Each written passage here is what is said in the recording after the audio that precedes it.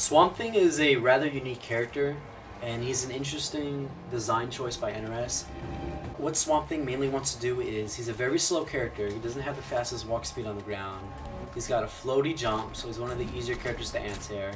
He does have a very good jump degree to make up for that, where he comes down with a tree. This is his jump 3. His back dash is alright, his forward dash, he goes down a little bit. He could possibly go under some projectiles, maybe. So his movement isn't the best. He's on the slower side of characters. Also, his attacks are on the slower side as well. For example, his fastest mid is his back 2, which is a 13 frame mid. His down 2 is also an 11 frame mid, but it's not really something you're going to be using in neutral like that. His down 1 is 7, but it's got a bit of recovery frames to it, so you can't just, machine gun it like other characters. And it's more minus on block than other characters, so his down 1 is minus 6 on block. But what Swamp Thing has to make up for his lack of mobility and slowness is he's good at this mid-screen control game right here, where he wants to keep you at his range where he has access to as many of his tools as possible. For example, he's got a top 3 sweep in the game, and this sweep is double hitting low, also a hard knockdown. He's got a log special, which has a ton of active frames. This can't be meter burns, only a single hit. A lot of active frames, slow moving, oppose it hits twice, so it'll break armor attacks. Just like his double hitting sweep will break armor attacks. And your opponent's going to want to start jumping, to get around sweep, because from range, not really many characters could punish or do anything about the sweep. Same thing with his log. The log has so many active frames that if you do it from far enough and it makes contact with your opponent, it's going to have a lot of block stun and possibly also be plus on block. He also has a standing 3, which is a 17 frame double mid, and this also breaks armor, so if your opponent's trying to do a meter burn back 3 right outside their range to try and clip you, this will break the armor because it's 2 hits. So if you're starting to notice a trend here, it's that Swamp Thing isn't really a character you're going to be doing meter burn back 3s against a lot in neutral against him, because he's got so many 2-hitting attacks. And the best thing about that move is, while you can't cancel it on block or anything, it's -1 on block, so it's completely safe. And if you see, the distance it puts you at is at the perfect distance Swamp Thing wants to be at. He wants to be in the perfect distance where he can bully you with his moves and such, and keep you at a range. Once you're at that certain range, Swamp Thing is gonna start knowing that at some point you're gonna want to jump, because it's going to be frustrating for your opponent. They're going to be dealing with sweeps, standing 3s, block kicks being thrown at them. Eventually, they're going to want to jump. So, while Swamp Thing doesn't have the best anti-air with down 2, his down 2 doesn't have that great of a hitbox, and it's not too quick. And this special move he has also isn't that great of an anti-air. It's on the slow side. This is a 17 frame attack, and it's a high. If you hit them, you can't really combo with it. But if you EX it, it becomes +6 on block, and mid comes up afterwards, and it's also his main wake up. This is Swamp Thing's only wake up, is this move. So this move will be fully invincible on wake up until the high hitbox becomes active. So anyway, if your opponent wants to jump at you, Swamp Thing actually has an amazing anti-air. He has the best jab anti-air in the game, which is a standing 1. If you notice, this is an upward vine whip attack. And if you can see, the hitbox goes upwards, and the hitbox is not attached to his body, so it's a disjointed hitbox, and it can be great for anti-airing, or spacing your opponent out with this move. Is double string 1-1, keep your opponent at bay. If this ends up hitting them, you can do hit them front for a combo. So I'm gonna put the opponent to jump. I'll do Cheetah's jump attack and jump 3, and you can see how easy it anti-airs her.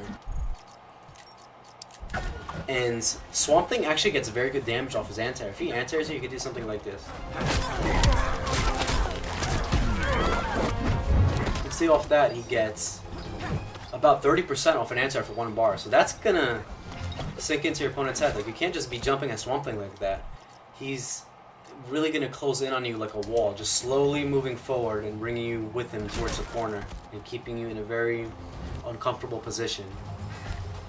So now that opponents know that, they're going to be waiting there, and they know, okay, they're going to be like, okay, so this guy's going to be doing lows. I can't really jump at him. I'm just going to, try to walk in and out range, try and do something. This is where Swamp Thing's range can go. This is a command grab with 4 different ranges. One is close, one is medium, one is almost full screen, and one is upward in case your opponent tries to jump.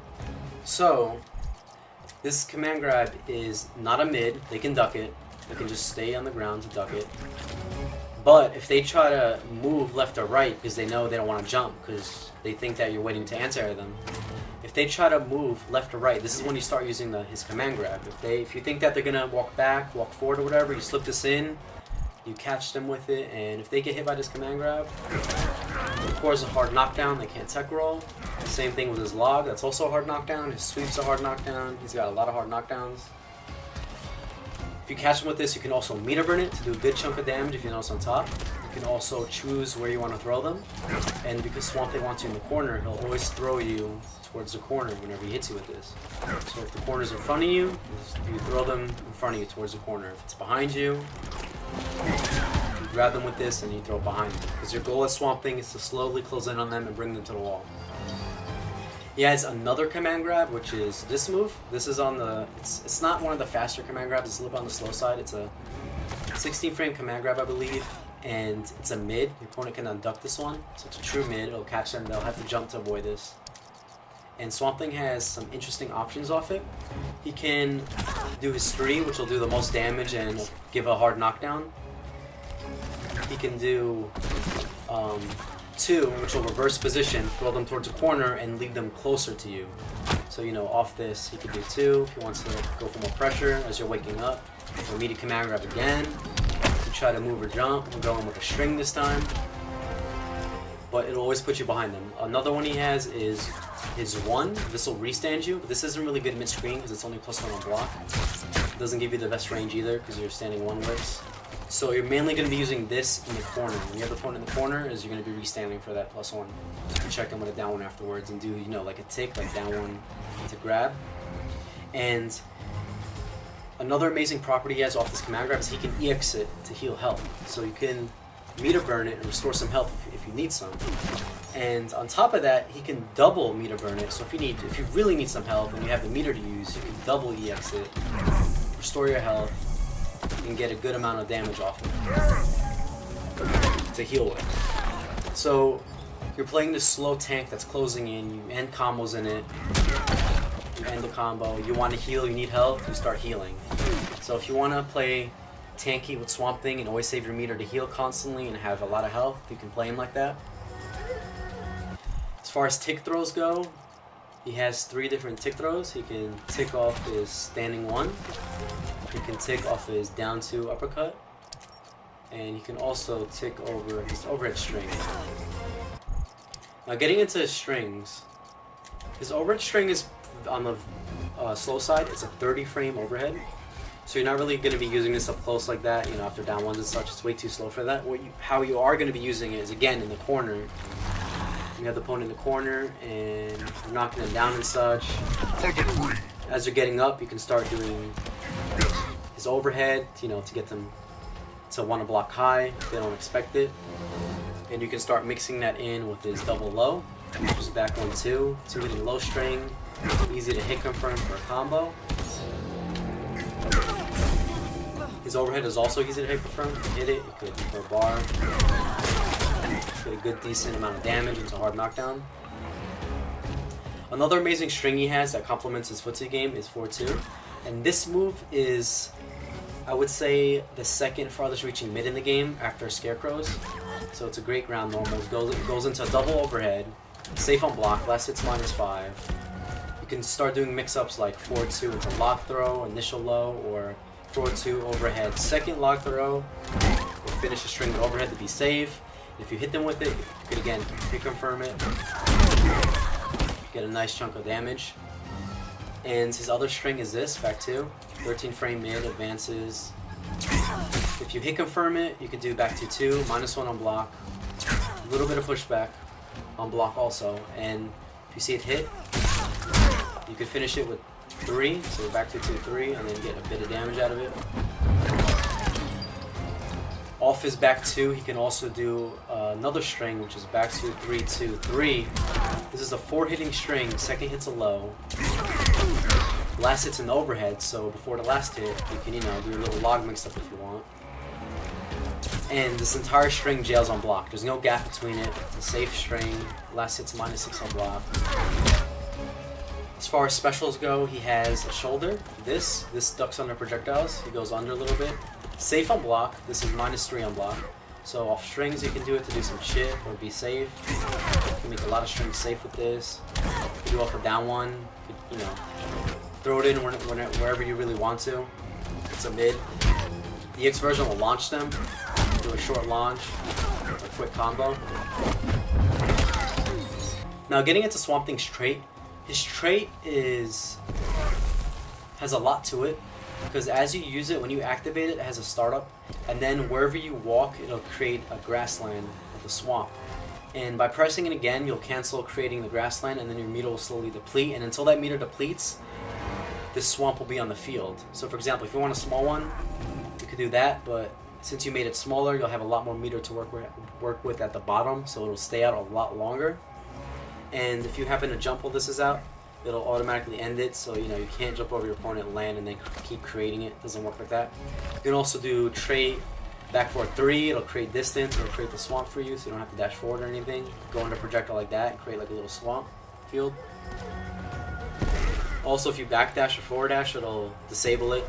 So you can't forward dash or back dash and create a swamp. But again, for the forward dash, you could kind of use back forward 3 to kind of act as a forward dash to create a bit of a swamp. Now, what happens if the opponent's in the swamp? If they end up going in the swamp, what happens is they're going to start losing damage slowly. Their health's going to drain while in it. And their forward dash and back dash are completely disabled. They cannot forward dash or back dash in a swamp. So they're only going to be able to walk, do attacks and specials. They also cannot jump because their legs are rooted to the swamp on the ground. So their jumping is disabled, they're taking damage over time, they can't forward dash or back dash, their mobility is cut in half, and they're forced to deal with your footsie range and just have the ability to do, you know, specials or normals mainly. So while they're stuck in a swamp, if they're trying to walk forward or back, of course you're going to be throwing out these command grabs to get them to duck. Once they start ducking and you're close to them, they're going to have to deal with your mid-range, because if they're in the swamp, they obviously can't forward dash or jump, so this is going to be an easy way to get in and check them. And if you knock them down and have the swamp out and they're in it, you can do guaranteed tick throws like this, down 2 into command grab.